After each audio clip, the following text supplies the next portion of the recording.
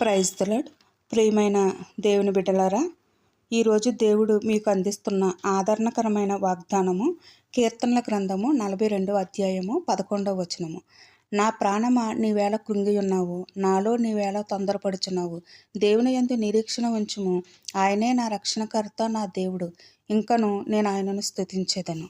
ప్రియులారా, ఈ వాక్యాన్ని మనం ధ్యానించినట్లయితే మీ జీవితంలో ఈరోజు ఏ సమస్య మిమ్మల్ని భయపెడుతుంది? అప్పుల బాధల, అనారోగ్యమా, లేదా కుటుంబంలో సమాధానం లేకపోవడమా, అనిశ్చితి మధ్యలో మీరు కృంగిపోతున్నారేమో. కానీ దేవుని వాక్యం సెలవిస్తుంది, ప్రియులారా, నా ప్రాణమా నువ్వెందుకు కృంగి ఉన్నావు, ఎందుకు తొందరపడుచున్నావు, దేవుని యందు నిరీక్షణ ఉంచమని చెప్పి దేవుడు మనతో మాట్లాడుతున్నాడు. కాబట్టి దేవుని యందు నిరీక్షణ ఉంచండి, నమ్మకం ఉంచండి.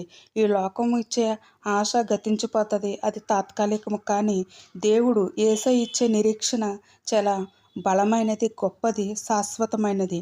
మనల్ని ఎంతో ధైర్యంగా, దృఢంగా ఉంచుతుంది. కాబట్టి మీరు ఏ శోధనలో ఉన్నా ఆయన యందు నమ్మకం ఉంచండి, ఆయన మాటపై నమ్మకం ఉంచండి.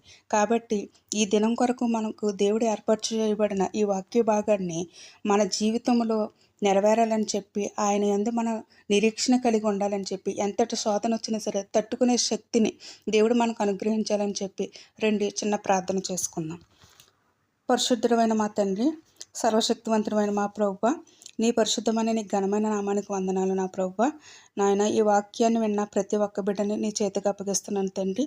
వారి హృదయాల్లో ఉన్న భయాన్ని తొలగించి, నాయన, మనశ్శాంతిని వారికి దయచేయండి.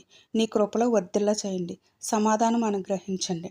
కృప వెంబడి కృపలో వారిని దీవించమని, మహిమ, ఘనత, ప్రభావం మీరే పొందుకోమని మా ప్రభువును ప్రియకుమారుడునైన యేసయ్య అతి శ్రేష్టమైన నామంలో అడిగి వేడుకొని పొంది ఉన్నాము మా పరమ తండ్రి. ఆమెన్.